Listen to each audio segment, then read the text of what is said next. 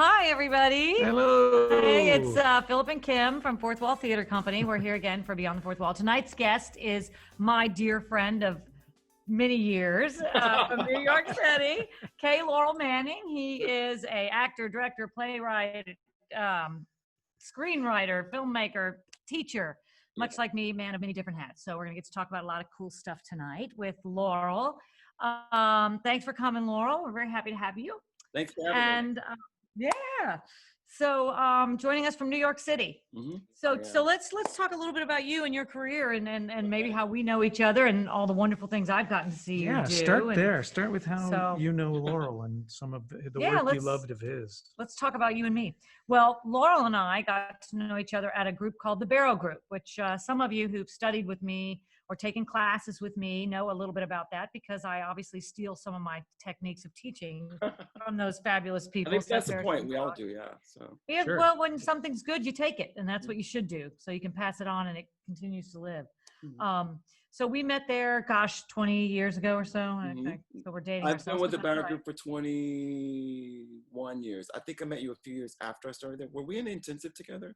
Or maybe we... I'm not we might have been, because I was there in the late 90s, early 2000. Yeah, 99, 2000 is when I... Yeah, I bet we were in the intensive together. Yeah, and I went to... I was at Columbia Film School in my last year, and then I graduated while I was in the intensive or something. I can't remember. It was very muddy time, but time-wise. And so, yeah, I've been there ever since. Been an artist there and a teacher. Started teaching there maybe like 7 years ago. Yeah. Mm-hmm. And what do you teach there? I know you teach a film class, but you teach other stuff too. Right now, I was teaching film acting for a long time, for several years, and then level 1, level 2, and then level 3. Started that class, and I started a lot of classes there.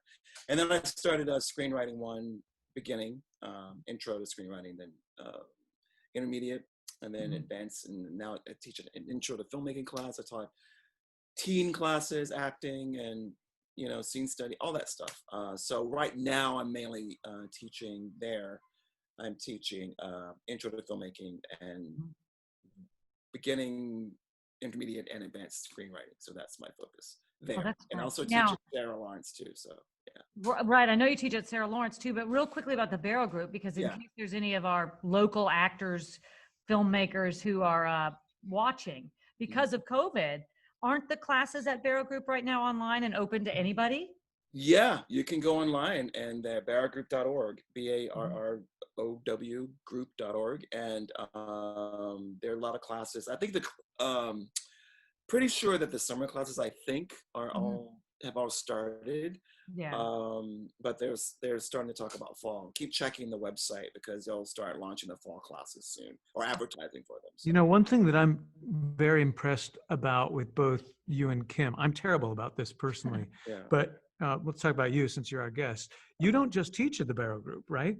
No. I was one of the I directed a lot of stuff there, and they've been very good to me. I think I grew as an artist there right out of film school, because I went there as an actor, because when I was in film school, I was still acting, on the side. I was doing like a lot of downtown theater, like late 90s, early 2000s.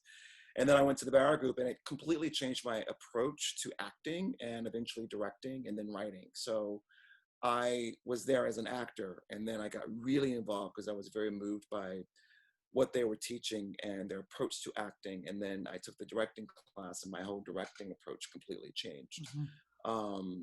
But I was there this summer, and you were in an acting class with me. Yes, last summer. Yeah. I go back every now and then. There's the master class where the professional actors can go back in, and it's like a gym for us. That's what I love, all that other stuff you said, and I'm curious about it. But I think it's fantastic that you, and Kim does this too, you go back and you train with people who you love. Yeah, because I think that's important, because I'm always learning. And then when I'm in the class, I'm just an actor, not just an actor, but I'm not a teacher, I'm an actor, and all the insecurities and all that stuff come up, and I have to find a way to deal with them. And sometimes a tool that Seth may give you is very obvious, but you don't get it because you're in your head too much. And that happened to me last week. I was doing a scene from, I think it was Top Dog, Underdog, and if you know Susan Larry Parks, her work, it's very, very sometimes obtuse. It's like really, really challenging for me at times to find out what is going on, because I'm trying to put meaning behind everything. And he gave me this simple tool and just got out of my head, and it was so much fun. I was like, why didn't I do that before? You know? But that translates into your directing work, right? Yeah, I went to undergrad at University of Georgia in Athens, Georgia, and I studied playwriting and acting there. And so the acting approach I learned was pretty much 𝗕𝗲𝗃𝗏. And then eventually I learned a little bit, started to delve into, other forms or other approaches. And I was directing a lot there because I wanted to. The opportunity was to direct, and I got to direct a lot of my own plays that I wrote. And then there was an organization called the Black Theatrical Ensemble, I think, and they were about to die. And so I went in and said, I want to run it. And so we got money from the school and we did our own shows. So I kind of like my own theater company while I was in undergrad, and then we were pretty popular. And Oh, that's awesome. I learned a lot there. And so just all kinds of plays we did. And then our most successful play was actually the first feature-length play that I ever wrote. And I wrote it for us. And so it's very relevant today. I'm thinking about reviving it, but I'm a very different writer now, but but yeah, it was very popular. And so I learned directing from my instructors, but I did a lot on my own. And so I had this approach to directing where I don't think there's any wrong approach. There's one approach that may work for you, or this person or that person, but I kind of did all the work ahead of time. And then I told people where to go and what to do and everything. They were like little pieces on a chessboard or something. I was moving them around. And I was the person in charge. But when I got to the Barrow Group, I learned how to be more collaborative. I was nervous at first, but then it started to seep into my how I approached work. And so actors are very smart beings. I'm an actor, you're an actor, you guys are actors. So a lot of times I like to treat it as a collaboration. And that's what I'll say at the beginning now of saying, hey, this is a collaboration. Yes, I'm the director. Yes, I've seen the whole picture. I want you to bring your ideas. I want you to bring, just try things or whatever. If you bring me 99 things, I may only take 2 or 3 of them, but don't be offended because I'm looking at the whole thing. You know what I mean? Right. Doesn't mean you made a bad choice, or whatever. I mean, it may not be right for this particular moment or this particular version of the story that we're telling. Right. If it's a published piece. So, but I want you to think, I want you to bring stuff and just try things, and I'll help you sculpt it together. And I used to use this analogy of like it being like, there's the play is a blueprint, and I teach this in screenwriting too. The script is the blueprint, and then the director and the actors kind of build the house together.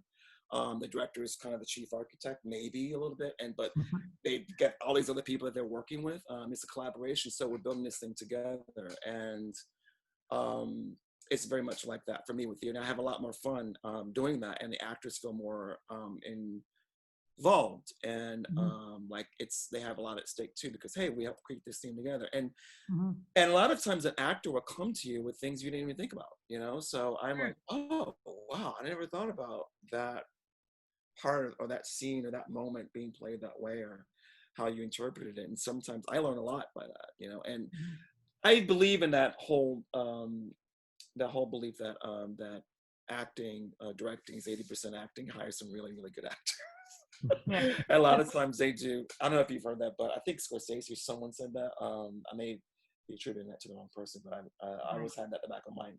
80% of directing is acting, choosing the right actor. And so, because they're going to do a lot of the work for you, or they're just going to have such insight into the character, whatever, you just sit there and just help sculpt it. And so that's what I do. That's my approach.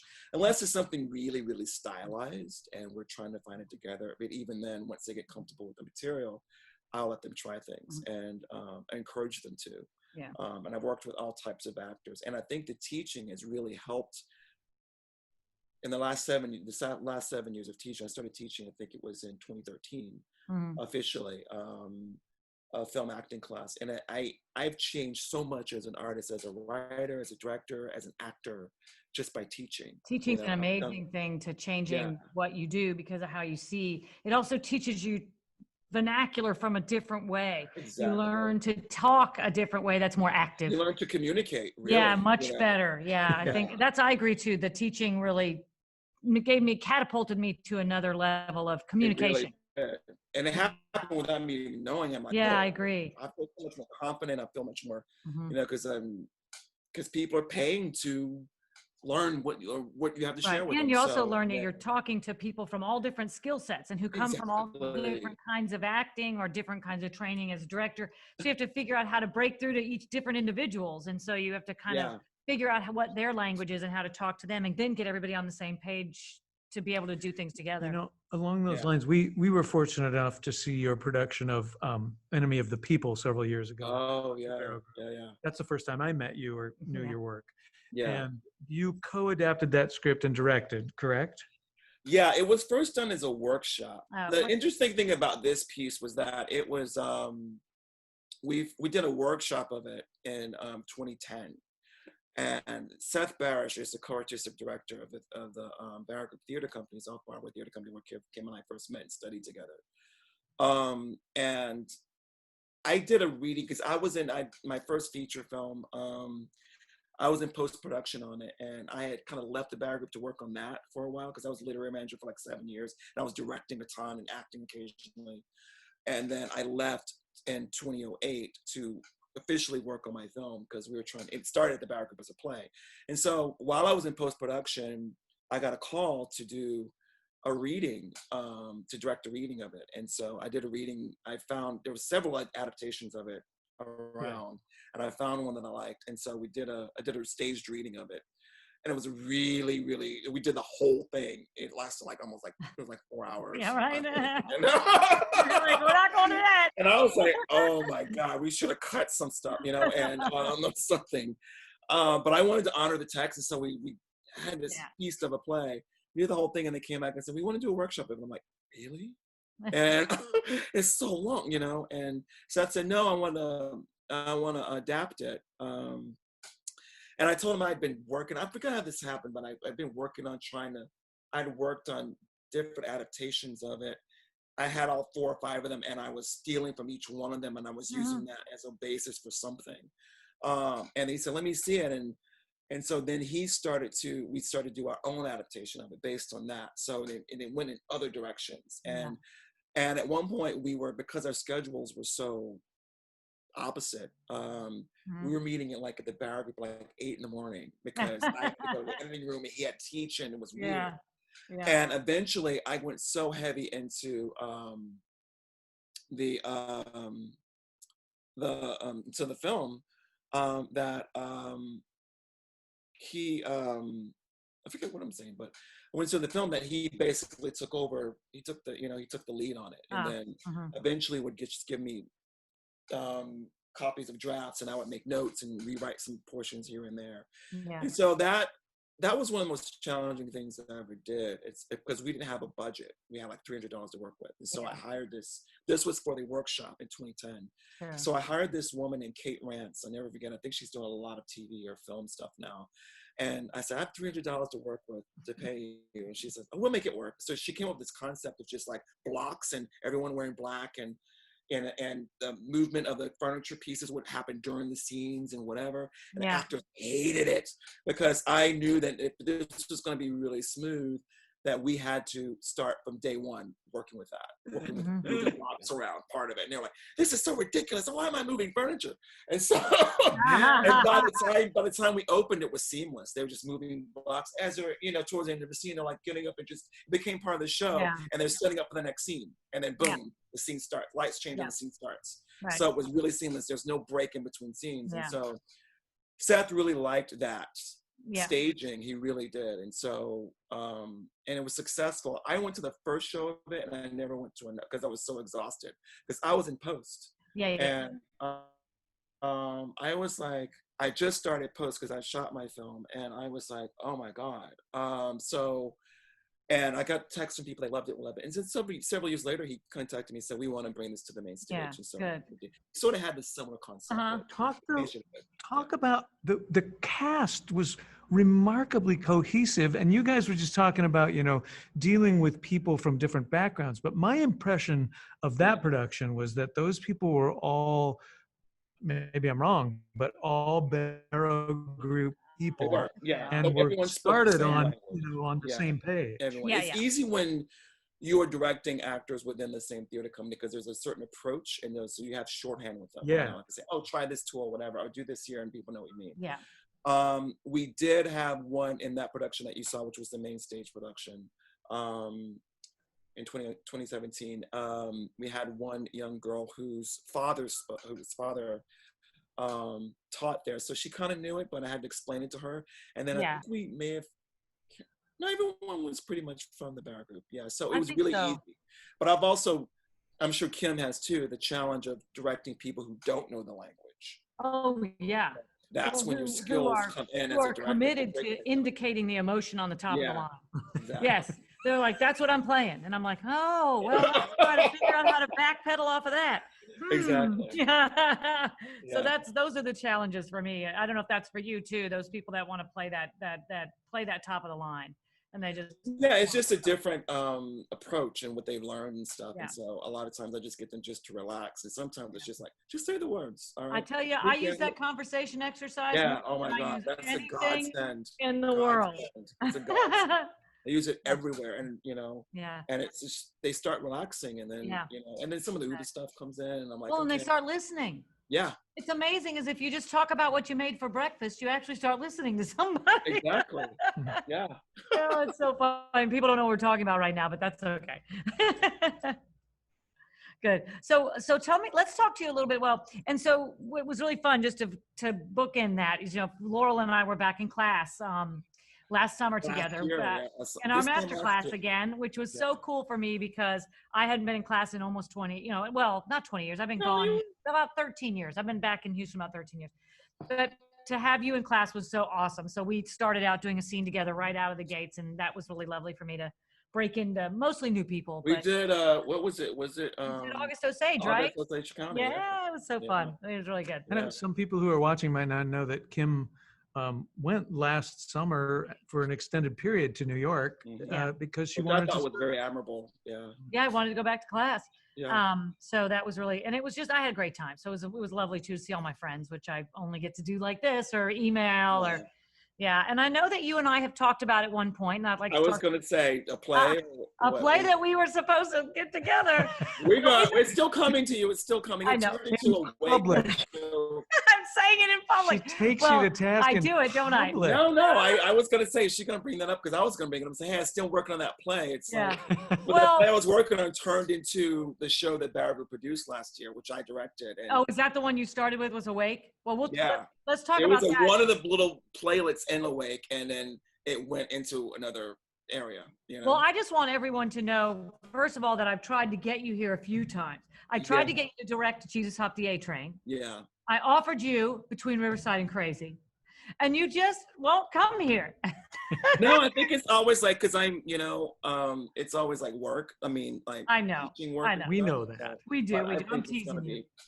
We'll make it work. It's going to happen. We're going to make it work, right? When we get past all this, we'll get you down here. But so Awake, which let's talk about Awake, because that was another big success for you. Here's a little picture of that. Yeah, that was probably one of the highlights of my career, actually. That was a piece that I did right after. I started writing right after Enemy of the People in 2017. That went up. And it was pretty, I started writing the kind of theater that I wanted to see. And so there were a lot of things going on in the world that I thought were keeping me up at night. And so one day I just sat down and started writing. And so it ended up being like this. I wrote like 12 pieces. When I mean pieces, I mean like playlets or, you know, short 10-minute plays.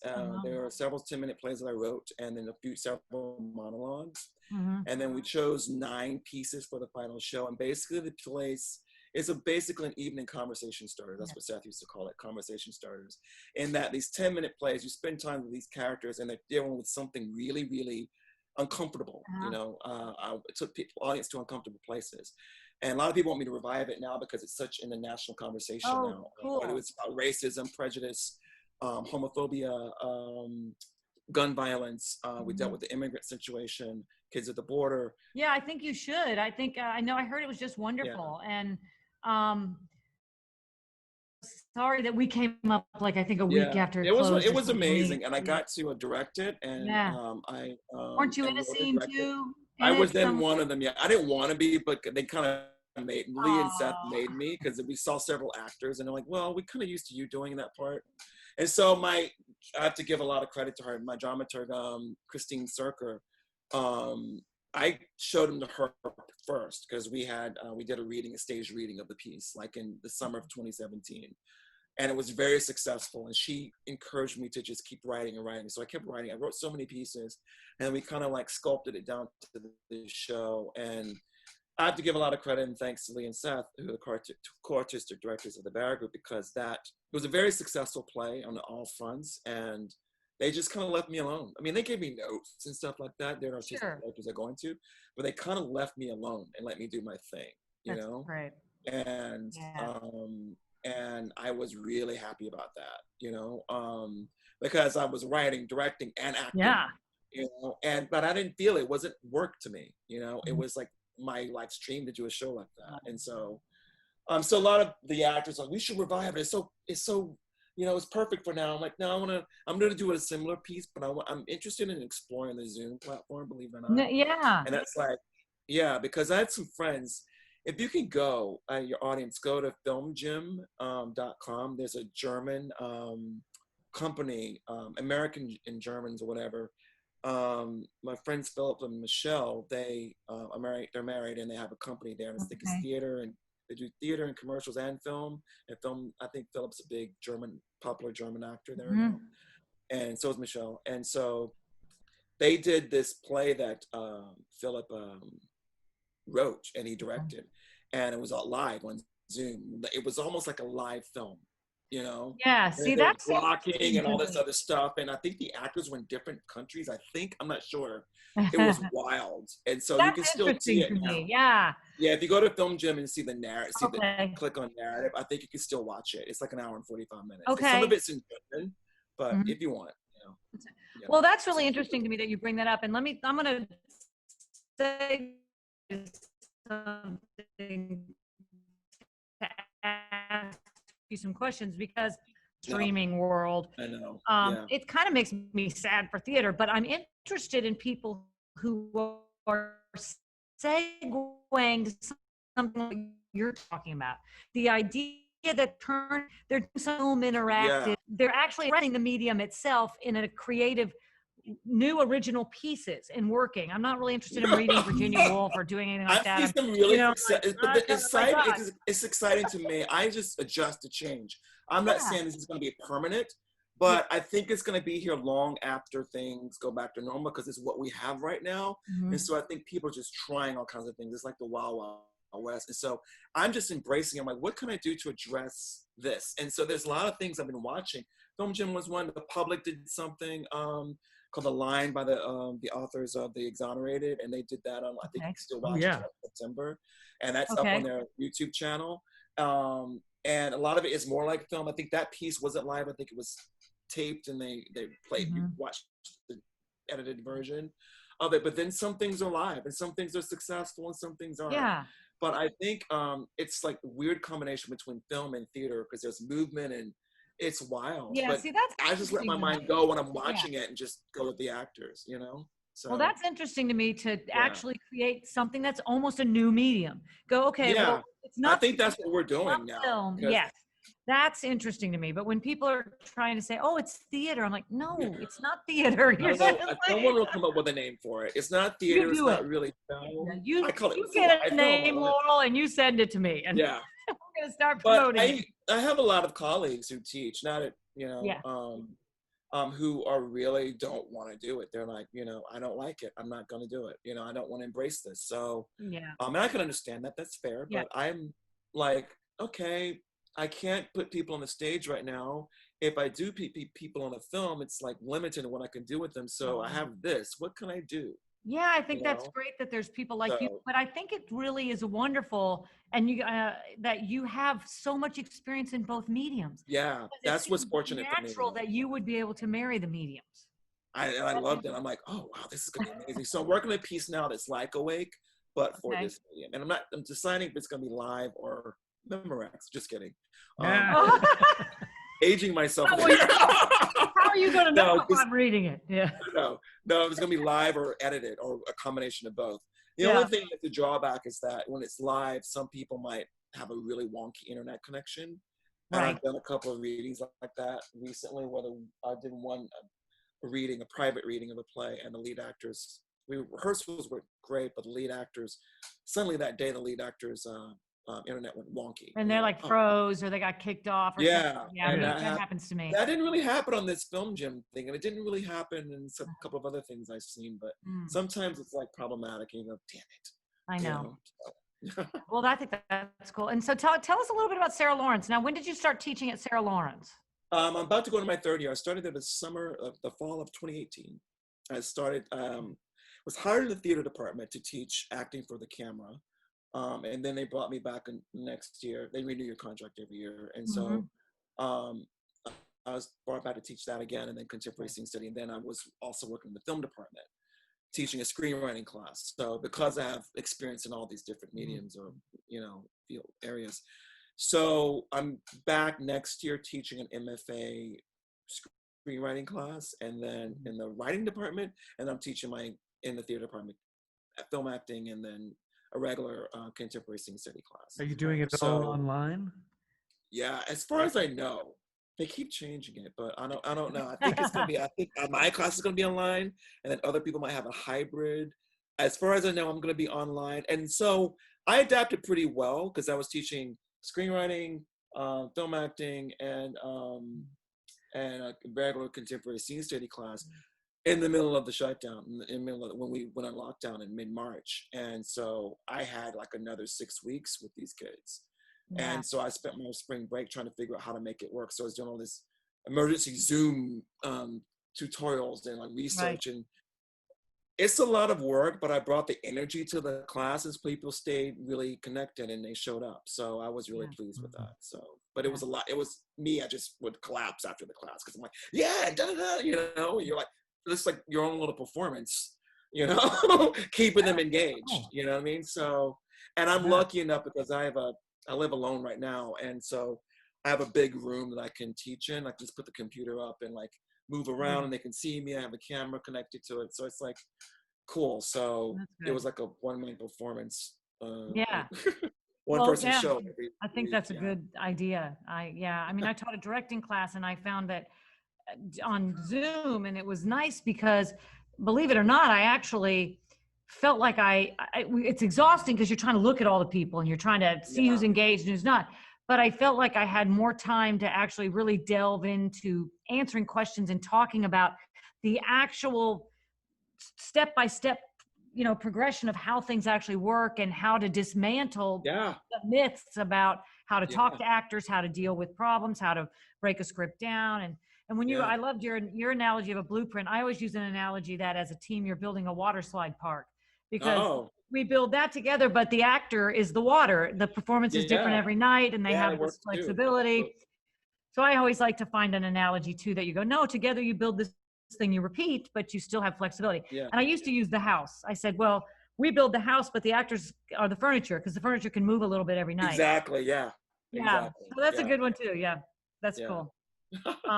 So you said you're working on trying to work on something new to work in this platform. Yeah, because I was working on a play. I was working on a play before the shutdown. I did a reading at the Actors Studio of a new play that I was going to actually send to you actually, and it was called the 𝗟ci 𝗿𝗵𝗴, and it dealt with, I don't know if you remember the Dylan roof shootings in the Emmanuel Church in Charlotte. Absolutely, yeah.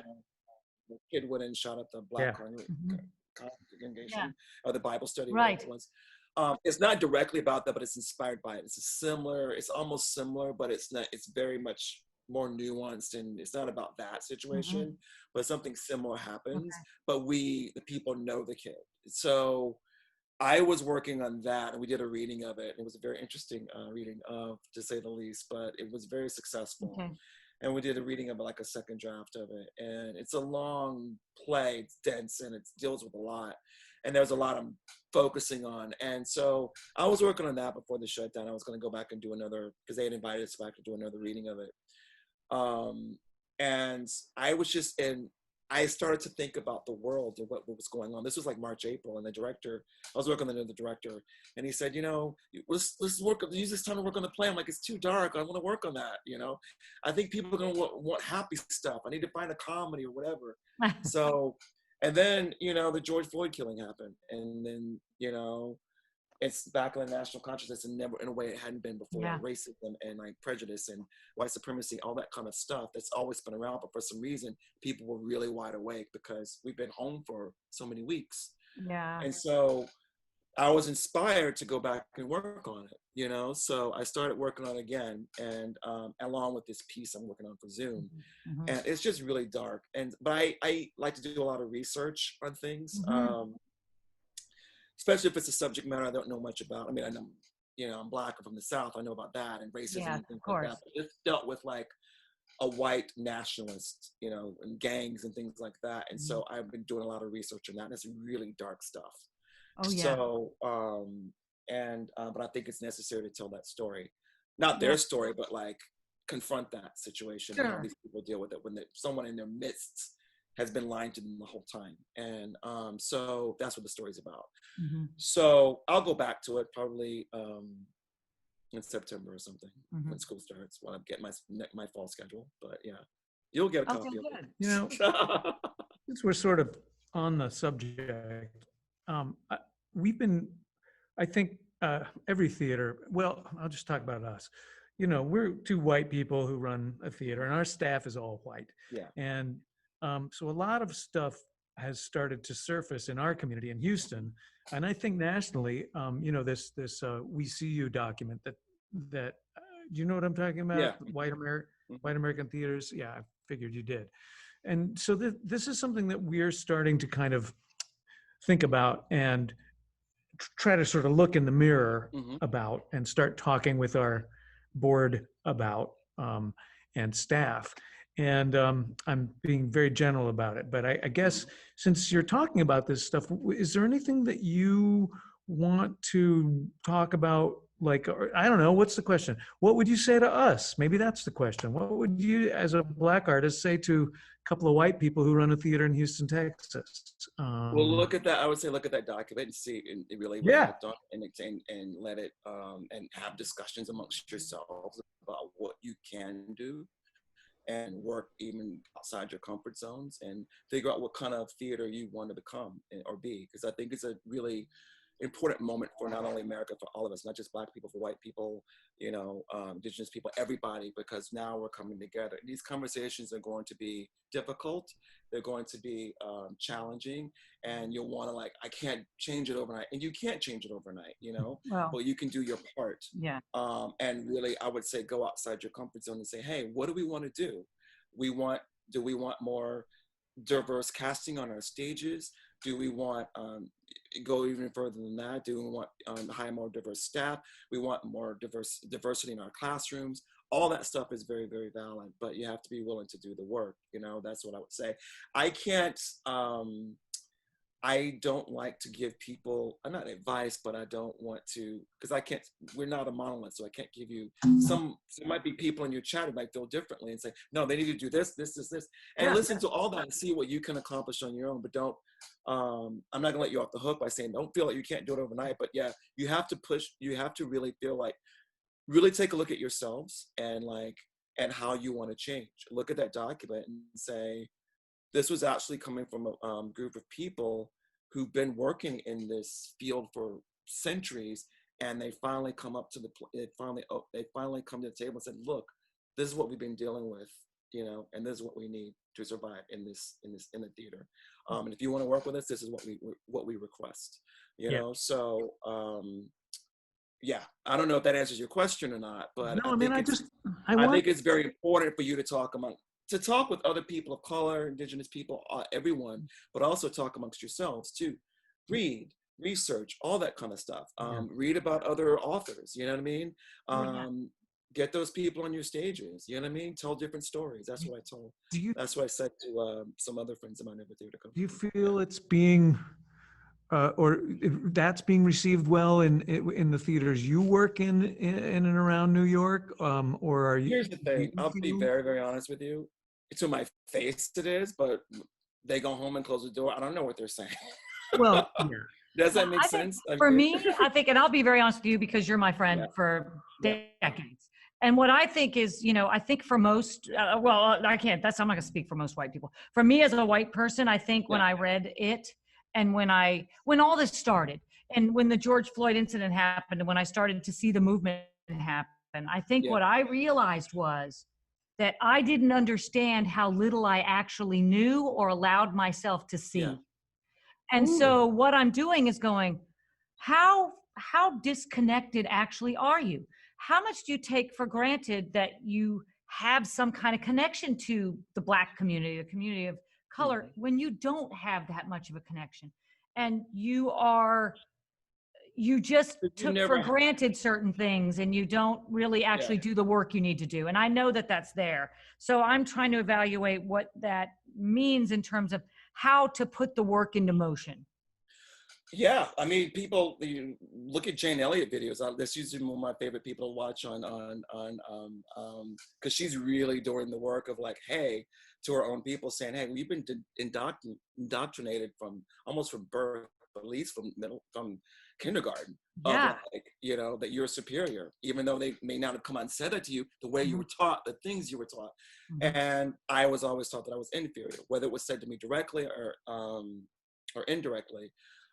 Just the way I was taught. And a lot of times I was the only Black kid in my school, and I had to learn how to adapt, to that. Sure.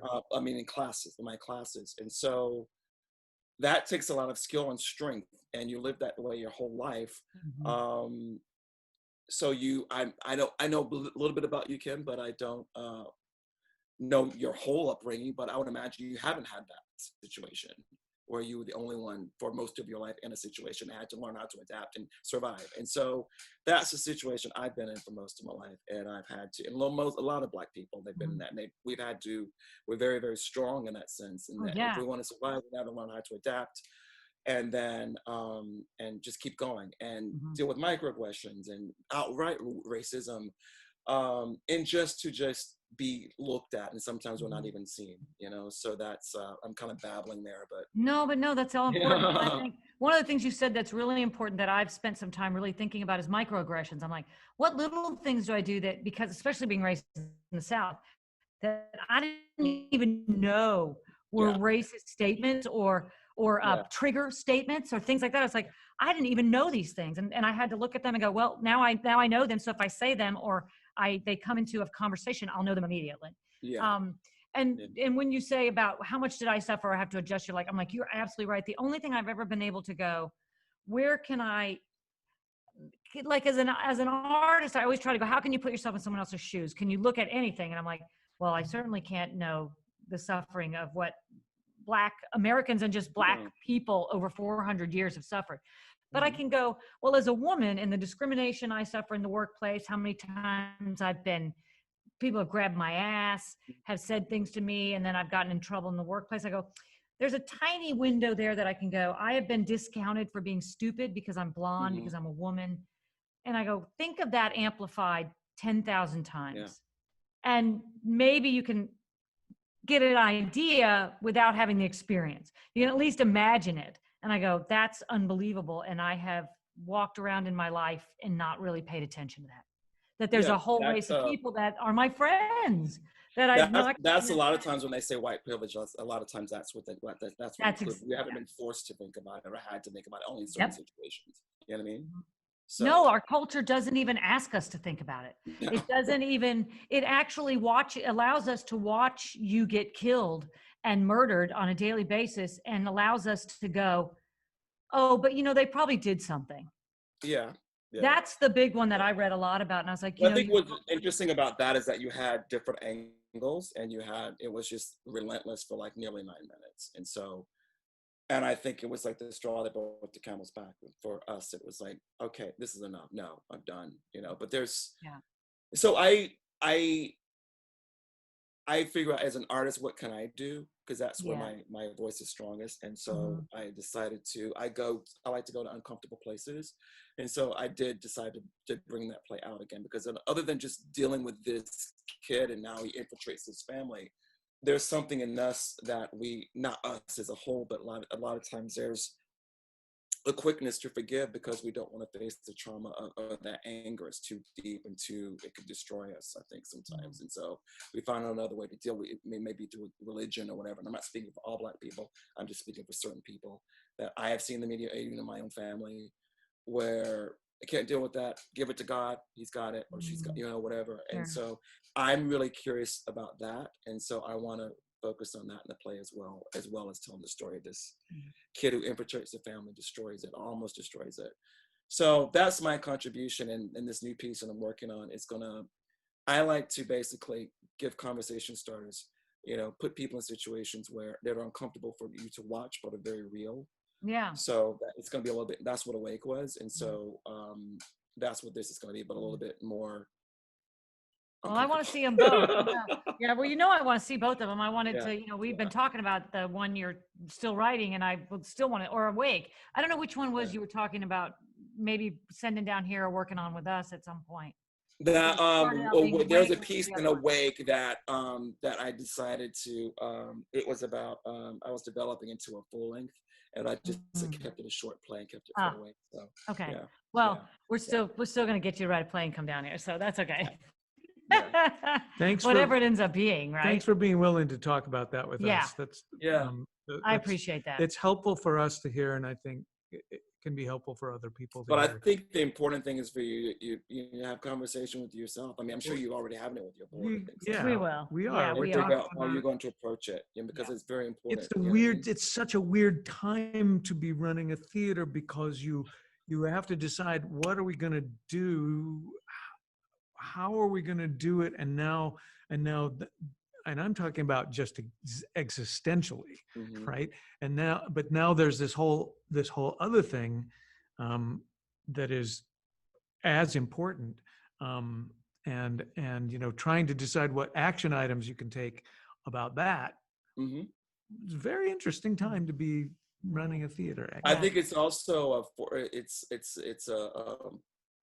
what's lack of a better word, it's a promising time, because you can I do too. Wholeheartedly I'm really agree. excited to see about the real systemic changes and the change in theater, because I think theater people are good-hearted people who actually are in the most part, when they see something wrong, they want to change it. They want to affect change. They want to make things different. So I'm hoping that there's a real impact that we can all make as theater makers and filmmakers. What has the discussion been like amongst theaters in your area?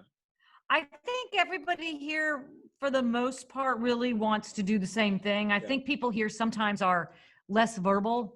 I think there's a Southern, politeness. Sometimes people don't speak out as much as we do in New York. Me and us New Yorkers, we'd have been in bars every night going, well, what the F is Jane doing? She hasn't said a word. We're very verbal out there in New York, and here I think people sometimes are a little more polite. And maybe that's why sometimes people either love me or they're like, she's a little intense. That's what I get. But, which is great. I love that. He loves that too. Yeah. Thank God. Well, he's quiet. But so we're excited. I'm excited to see what happens. And I think in Houston, people are really actively trying to do things. I think they take it very serious. I think they really think being in the South, it's very important. I think we've been on some really good calls. There was an artistic director Zoom meeting. Kim actually wasn't able to make it, but there were it was a different thing. No, this was actually a call about I couldn't get on that race in Houston theater. And what was remarkable was that almost every artistic director attended it. Yeah. And the two flagship theaters in town, the big musical theater house, Theater Under the Stars, and then the Alley, both have fairly new artistic directors.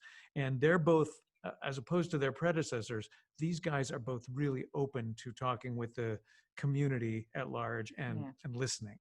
And I think that both of them are very interested in changing things. They were in that meeting. It got uncomfortable, and it got uncomfortable fast, but we all stayed in it, and I think learned. Yeah, that's the important word, to stay in it. Yeah. Yeah. It will be Yeah. uncomfortable. Well, and it was, I actually, it made me very hopeful for Houston theater in general. Yeah. And it opened my eyes to, it was the start of opening my eyes to some things that I didn't understand about myself. So on the micro level, it was. Yeah. I think we start with ourselves, and then that's what's going to reflect in our actions. I think towards so the too. rest I of the think that's world. I important. think we have to start with ourselves first. Yeah. Do you, Go ahead. so what, so I know we're coming up on our last 10 minutes, so I wanted to make sure we give you an opportunity to talk about like what you're excited about. Are you working, I mean, I know you said you're working on this play, but are you working on any films? Are you? Yeah, I'm working on a what film are you called, my first film was called Happy New Year. You can get it on Amazon. Right, which we also have a picture of that. Wait, say that again. Happy New You Year. can rent it on you can rent it on Amazon. And Renting on that film Amazon. started, that film started as a short play on the Barrow Group stages in 2007, and and then some military mother. It deals with two vets reuniting. One's been brutally injured, and he's in the hospital, Veterans Hospital on New Year's Eve, and he gets visited by his buddy, and so they kind of reminisce or whatever. I won't tell you the ending of it. So that particular short play, it was like 25-minute short play, did really well in part of this festival. And some military mothers came one night, the last night of it, and encouraged me to make it a short film. So me and the lead actor, Michael 𝗕𝗲𝗋, we gathered money and we shot it that summer, 2007, and then went to film festivals, and then we were encouraged to make it into a feature film. And I hadn't made a film in like 7 years. I was just doing all theater because I'd graduated from film school, and I said, I'm just going to be an off-Broadway theater director. That's what I'm going to do. So that's what I focus on. Maybe I'll go back to filming one day. And then next thing you know, I'm making a feature film. So from the short play to the feature film was about 2 years. Yeah. Wow. 2.5 years. And so we premiered at the South by Southwest Film Festival in the narrative competition in 2011. So we didn't win any awards, but Roger Ebert loved us and Elvis Mitchell loved us. So There you go. some really, really great, feedback from it. And then it was released. Had a very limited run in New York in 2012. It came out like a year later, and then they did a big launch online, so you can still get it. But that I had no idea would be my first film, and that wasn't like the kind of stuff I usually wrote. But I was really touched by what I was reading about the veterans from Iraq and Afghanistan war, and it was coming back. Was given a I saw an interview where you said you found a book in a bookstore. Yeah, Nina Berman. It was a book called Purple Hearts. And basically what she did is she did these really beautiful photos of these tragically injured combat soldiers who had come home and were recovering, missing limbs, really severe burn scars and that kind of thing. And this was their new normal. And so I read it from cover to cover in a bookstore, and then I ended up buying it and bringing it home. And I just started going onto the web. And at that time, I don't know if any vets watch or anything, but at that time there was like, the internet was still pretty new, I think. And so a lot of the guys overseas, men and women, were writing on these blogs about what was happening. And I was obsessed with them. I was spending like 7-8 hours just reading all this stuff about what they saw, what they did. And then I think there's some rule that went into effect and then took them all down. And so I had so much in my head. And so when it came to my time to make the feature, I felt that I needed to do a lot of research. And so we set on this mission to interview as many people as possible. And so we ended up over like 6 months while we were on tour with the short film, during the short film festival run, we were interviewing, me and the lead actor were interviewing men and women from various wars, from Iraq and Afghanistan, Desert Storm, World War II, and Vietnam. And so we ended up interviewing over 80 people over a span of 6 months. Wow, that's a lot. And so a lot of those people that we interviewed, I gave the script to, and they would give me notes on certain drafts of the script. And so that way it was really real. And so any vet that sees it, most of the time, 98.9% of the time, they're like, they ask me, did you serve? And I'm like, no, it's just really real. And like this, you got our language down and everything, and behavior and everything. So, and we had a military advisor. So I'm really, really proud of that movie. It's a very dark ending. I'll just warn you if you watch it. And I think that's why, I'll go into that. I learned a lot about the film business during that run. So the new film is called Sheila The Punk Rock, and it deals with the real life story of a young Black girl in the late 80s who's from a very, very religious background. Strong Christian family, conservative Christian family. She discovers rock music. That's all I'll say. And it tears the family apart because she wants to be a rock musician, and she starts.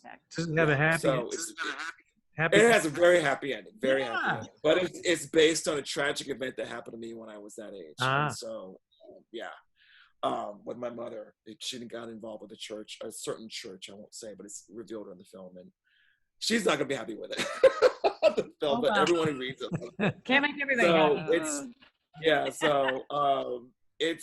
That was a very important moment in my life, and so I decided to write about it. So we're hoping we would be shooting in the fall, but that's not going to happen. So we're gearing up to raise money. We want to shoot probably a year from now, provided everything. Yeah, right. Who right. knows? Jeez. I know. We try not to. Give me the wipe, and it's really hot in my apartment. Oh no, you're good. We'll be. Go for it. Yeah, we'll let you go. We'll let you go in a minute. But so you want to ask him our silly question we like to ask people? Well, yeah. Well, it's along the lines of, do you have a guilty pleasure? But it's more like, do you have a guilty pleasure of like an actor that you like to watch? We like to that's maybe not very good, that you would like normally not admit that you like. Like Philip and I both kind of like Keanu Reeves, but we don't like to like say that. Because we think he's such a cool person. I have a funny Keanu Reeves story for you. You do? Do that. Yeah. I'll tell you mine too if you tell me yours. So there was this when we were cutting Happy New Year, actually, so quite fitting. There was a place called Postworks downtown, like Soho area, and I don't know if they're still there. They might still be there, but it's down near Canal. It was down near Canal. I don't know what they are now, but. So I would ride my bike. I live in Harlem, so it's like almost like a 10-mile ride down to editing room with my editor and come back. So one day, and Keanu Reeves had rented out the one floor, and so one day I had this really nice bike that my old boss had given to me. It was really expensive, and that was my best friend basically. that bike. So I'm riding down there one day. My editor called me down. You should come down here and look at this cut or something. Blah blah blah. So I ride down there and because it was an expensive bike, was my best friend, the bike was, I would say this little mantra, before when I would lock it up. I said, be here when I get back, be here when I get back. So I get back, I go, and then finally I saw Keanu Reeves outside one day. I think he was smoking a cigarette or something, or doing something. And he said to me, oh, nice bike, like that. And I said, oh, thank you, whatever. And I lock it up, and I go inside, come back out 5 hours later, and my bike is gone, and it's just the lock there. Like they were like, and no bike, nothing. And I'm like, oh no, crying. And there was a police station down a couple of blocks away. I went, and they said, my friend said, you should report it. So I go down there, and they said, okay, where's the last time you saw it? The guy had the attitude like, Keanu Reeves was still. Yeah, exactly. He said, where'd you see it last? I said, I parked it, and Keanu Reeves complimented the bike. He goes, what? And I went, Keanu Reeves was standing next to the bike where I locked it up, and that was the last person I saw next to it. He just goes, all right. I don't think I'll be questioning Keanu Reeves. Just think you're insane. Yeah, right? He was the only person standing there. That's great. That's so funny. I'm going to tell you my Keanu Reeves story. That's how we'll end. All right. I was living in LA, and I used to sometimes, in the middle of the night, you want to go out and get ice cream, or you want to go get something, right? And it was like 10 o'clock, 10:30 at night. And there was a house of pies in the valley over by where I lived, right? Yeah. And so I was like, I got to have pies. So I was just drive over to the house of pies. And I parked my car down the street, because you have to park like 5 miles from everything, right? So I'm walking towards the house of pies. I'm like really fast trying to get there before it closes. And there's some guy sitting out in front of the house of pies, and they had like outdoor seating, but nobody was there. And he's sitting out in front, and there's like a really nice motorcycle by the street. And as I'm getting closer to the house of pies, I'm just like kind of trucking, and I look and I notice that it's Keanu Reeves. And so of course I'm like, this young 30-year-old little blonde girl who loves Keanu Reeves. And so I see him, and I literally almost choke on my own spit. So I'm like, and I can't talk, right? I'm like, and he sees that I'm very distressed and upset because I recognize him. And he's so nice. He goes, he tries to help me because I'm so friggin' upset. He goes, hi, hi, how you doing? Having a nice night? And I was like, yeah, hi. So I go in the House of Pies. I don't even remember what I ordered and everything, but I always remember that because I was so distressed and freaked out because I just like was running up on him that he tried to make me feel good because I was a dumbass. He's a very nice guy. He was really nice to me. Yeah. So that was that. Yeah. Keanu Reeves in front of House of Pies, and Keanu Reeves stole your bike. Yeah. So but he wasn't on your bike at House of Pies. It was a motorcycle. No, okay, good. I love that bike. I still miss it. I'm like, geez. Oh, that best sucks. friend. That was like 10 years ago. Yeah. So it's almost we've almost been talking an hour. It's been great. I know. Well, I love you. I miss you. You too. Thank I miss you being able to see you. So much fun. This means the world to me. Thank you for doing this and taking time out of your life. We are very grateful. Always. Oh, no, I'll be down there soon. I promise. Once this is all. I know. Well, I'll work it out with you, and I will hopefully maybe we'll be in class together. I'm gonna maybe try to go in the fall, so maybe we can. All right. Cool. Class. All right. All right. Okay. Thank you. Take care, Laurel. Good night. Goodbye. Beyond the Fourth Wall is produced by Fourth Wall Theatre Company, Houston's home for extraordinary performances up close. Each guest is paid for their appearance on this series in accordance with our mission to pay artists a living wage. Follow the links in the video description to support Fourth Wall with a tax-deductible gift or to subscribe to our upcoming 10th anniversary season. It's a beautiful state. I've been there like 3 times. I've been to Austin. Well, I've been to Austin twice. Yeah. And then for South by Southwest and the Austin Film Festival. And then I went